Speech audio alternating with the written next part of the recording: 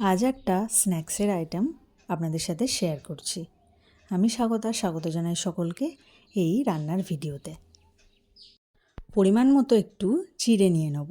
চিড়েটাকে ভালো করে জল দিয়ে প্রথমে ধুয়ে নিতে হবে।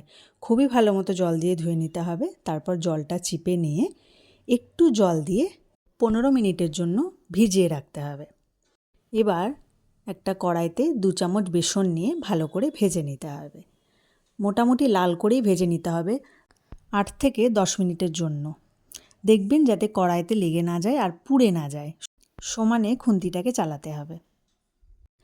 আর কখন হয়েছে বুঝবেন যখন দেখবেন একটা সুন্দর গন্ধ বেরিয়ে এসেছে, বুঝে যাবেন যে হয়ে গেছে। এরপর কড়াইতে রিফাইন তেল দেবো খুবই অল্প। ওর মধ্যে দিয়ে দেবো গোটা জিরে, হিং আর একটু কারি পাতা। কারি পাতাটা ভালো করে ধুয়ে মুছে নিয়ে তবেই আমি তেলে দিয়েছি, না হলে ওটা তেল ছিটকাবে। কারি পাতা ভাজা হয়ে গেলে গ্যাস অফ করে রেখে দিতে হবে ঠান্ডা হওয়ার জন্য। এবার আমরা চিড়েটার মধ্যে ভাজা বেসন দিয়ে দেবো। এছাড়াও কিছু জিনিস দিতে হবে, সেগুলো হচ্ছে নুন, গোলমরিচ, চাইলে আপনারা একটু চিনিও দিতে পারেন।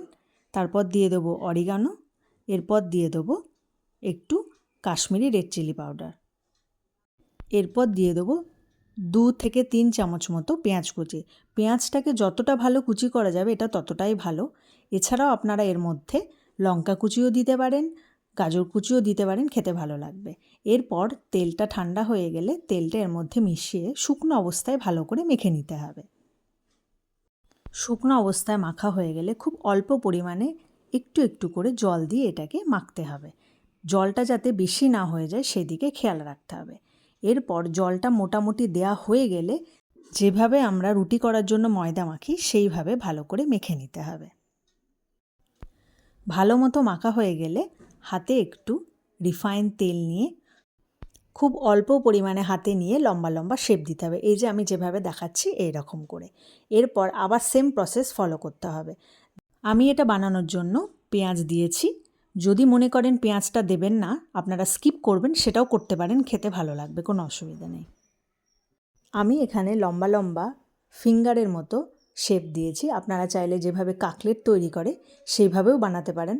এই অবস্থাতেও ফ্রিজে স্টোর করা যাবে একদিনের জন্য, পরেও এটা ভেজে নিয়ে খাওয়া যেতে পারে।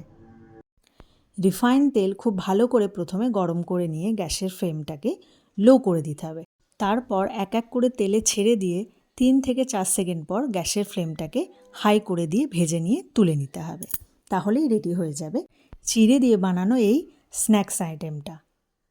ভিডিওটা কেমন লাগলো অবশ্যই জানাবেন। বাড়িতে একবার ট্রাই করে দেখবেন। সন্ধেবেলা খাওয়ার জন্য এই আইটেমটা বানানোই যেতে পারে। গরম গরম পরিবেশন করুন টমেটো কেচাপ, পেঁয়াজ, বা আপনারা চাইলে এটাকে মেয়োনিজের সাথেও খেতে পারেন। ভালো থাকবেন, সুস্থ থাকবেন।